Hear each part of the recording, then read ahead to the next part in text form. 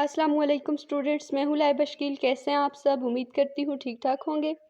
इस बार तो रमज़ान के गुजरने का पता ही नहीं चला और आज 27वां रोज़ा हो गया और ईद के बाद KPK में स्टूडेंट्स के एग्ज़ाम्स भी हैं। होप सो स्टूडेंट्स आपकी प्रिपरेशन बहुत अच्छी होगी। अगर नहीं भी है तो अब भी बहुत बड़ा टाइम है। ये जो 2 हफ्ते रहते हैं इनमें आप बहुत अच्छी प्रिपरेशन कर सकते हैं।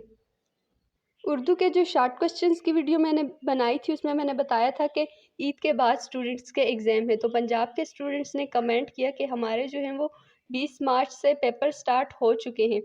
मुझे इस बात का बिल्कुल भी नहीं पता था, लेकिन अब मैं कोशिश करूँगी कि मैं तमाम बोर्ड्स की एग्ज़ाम डेट्स के हवाले से भी अपडेटेड रहूँ, आप लोगों के साथ ऑथेंटिक इन्फॉर्मेशन शेयर करूँ। तमाम स्टूडेंट्स को उनके एग्ज़ाम्स के लिए बेस्ट विशेज़। और पंजाब का जो नेक्स्ट आने वाला बैच है ये वीडियोज़ उनके लिए। अब चलते हैं आज की वीडियो की जानिब।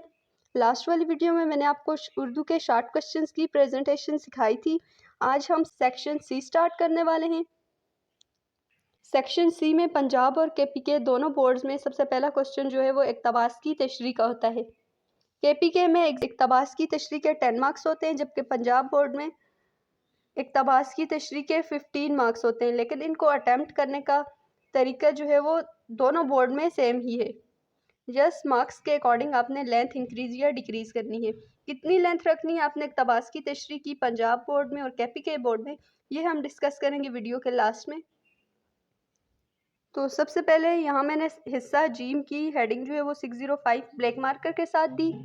मैंने पहले भी बताया था मेन हेडिंग को लाइन के मिड में करके देना है। इसके बाद जो भी आपका क्वेश्चन नंबर है आप वो क्वेश्चन नंबर लिखें। इसके लिए मैंने 605 ब्लू मार्कर यूज़ किया है और इसके बाद इक़्तिबास की तशरीह जो कि मेन हेडिंग है इसको मैंने 605 ब्लैक मार्कर के साथ दिया है। तो पेपर में हमेशा 2 पैराग्राफ या 2 इबारात गिवन होती हैं जिनमें चॉइस होती है। सो आपको पेपर में लाजमी मेंशन करना है कि आप कौन सा पार्ट कर रहे हैं। जैसे यहाँ पे मैं पहला पार्ट अटेम्प्ट कर रही थी तो मैंने पहले पार्ट की हेडिंग दी है। यहाँ मैंने सिर्फ क्वेश्चन का नंबर लिखा है, साथ पार्ट और जुज़ वगैरह की हेडिंग नहीं दी। इस तरीके से भी ठीक है। इसके बाद मेरे पास KPK की बुक थी, सो मैंने वहीं से एक पैराग्राफ उठाया है जो कि 4 से 5 लाइंस का है। इसके बाद मैंने नसर पारा की हेडिंग दी और ये मैंने 604 ब्लू मार्कर के साथ दी है। नसर पारा उस पैराग्राफ को बोलते हैं जो आपको गिवन होता है, या आप नसर पारा की हेडिंग अगर ना देना चाहें तो इसकी जगह इबारत की हेडिंग भी दे सकते हैं। अच्छा, इसके बाद मैंने पैराग्राफ के स्टार्टिंग के कुछ वर्ड्स लिखे, फिर आगे डॉट्स डाल के लास्ट वाले कुछ वर्ड्स लिख दिए। कंप्लीट नहीं लिखना, आपने भी पैराग्राफ को ऐसे ही लिखना है। अब चलते हैं मेन चीज़ की जानिब, जिनमें सबसे पहले होता है हवाला मतन। हवाला मतन में आपको सबक का उन्वान और मुसन्निफ़ का नाम लिखना होता है, और ये बात मैं पहले भी बता चुकी हूँ कि सबक का उन्वान होता है और मुसन्निफ़ का नाम।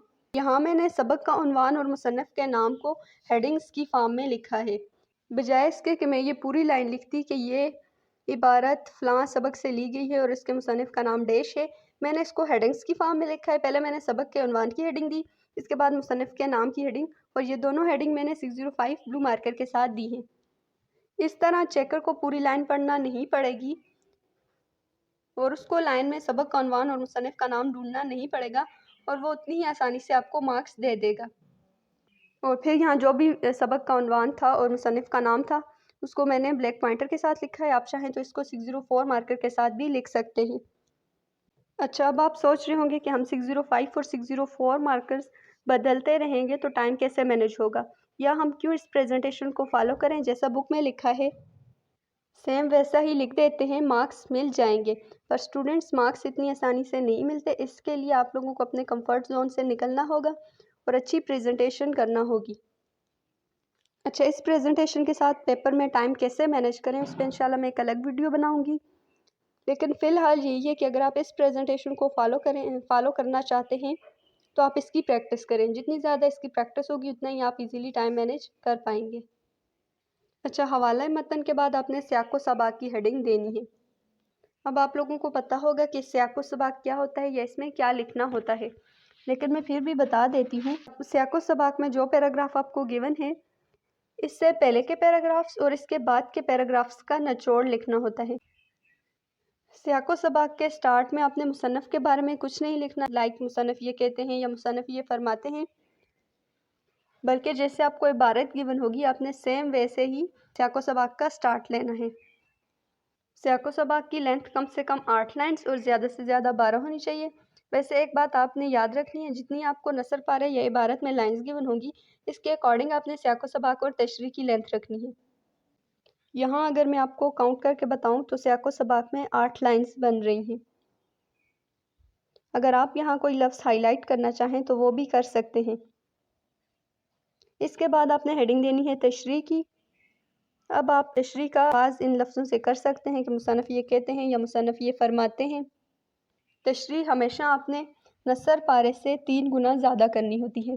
अगर मैं पेजेस का बताऊं तो पंजाब बोर्ड में इक़्तिबास की तशरीह 15 मार्क्स की होती है, तो कम से कम आपने 2 पेजेस और ज़्यादा से ज़्यादा 3 पेजेस की तशरीह लाजमी करनी है। और KPK बोर्ड्स वाले स्टूडेंट के 10 मार्क्स होते हैं, तो आपने 1.5 या 2 पेज की तशरीह लाजमी करनी है। तशरीह में आपने अगर कोई कोटेशन वगैरह, कोई शेर वगैरह आपको आता है तो वो लाजमी ऐड करें। और इबारत में जो मुश्किल वर्ड्स गिवन होते हैं उनको आपने इजी करके लिखना होता है। तशरीह आपने ऐसे करनी है कि आपका एक सेंटेंस दूसरे सेंटेंस के साथ इंटरलिंक करे। यहाँ मैंने थोड़ी सी तशरीह लिखी है, आपने इसको अच्छे से कंप्लीट करना है।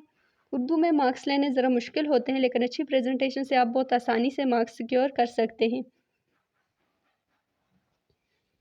अच्छा, अब इक़्तिबास की तशरीह में मार्क्स की डिवीज़न कैसे होती है, लाइक हवाले मतन के कितने मार्क्स होते हैं, सियाको सबाक के कितने मार्क्स होते हैं और तशरीह के कितने मार्क्स होते हैं, ये बात मैं नहीं जानती हूँ, ना ही ये पेपर में गिवन होता है। अगर आप लोगों में से किसी स्टूडेंट्स को ये बात पता है तो कमेंट में लाजमी बताइएगा, ताकि बाकी स्टूडेंट्स भी उसके अकॉर्डिंग जो है वो प्रेजेंटेशन कर सकें। अच्छा, मुझे लग रहा है मैं कोई बात भूल रही हूँ। एनी हाउ जितने पॉइंट्स मैंने बताए हैं, अगर आप इनको भी फॉलो करेंगे तो बहुत अच्छे मार्क्स ले सकते हैं।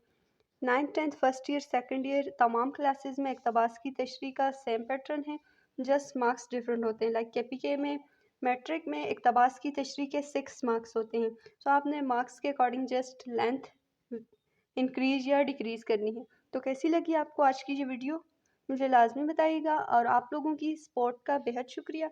मिलते हैं नेक्स्ट वीडियो में, लेकिन इससे पहले अगर आप लोगों ने चैनल को अभी तक सब्सक्राइब नहीं किया तो सब्सक्राइब लाजमी करें और वीडियो को शेयर करें। अल्लाह हाफिज़।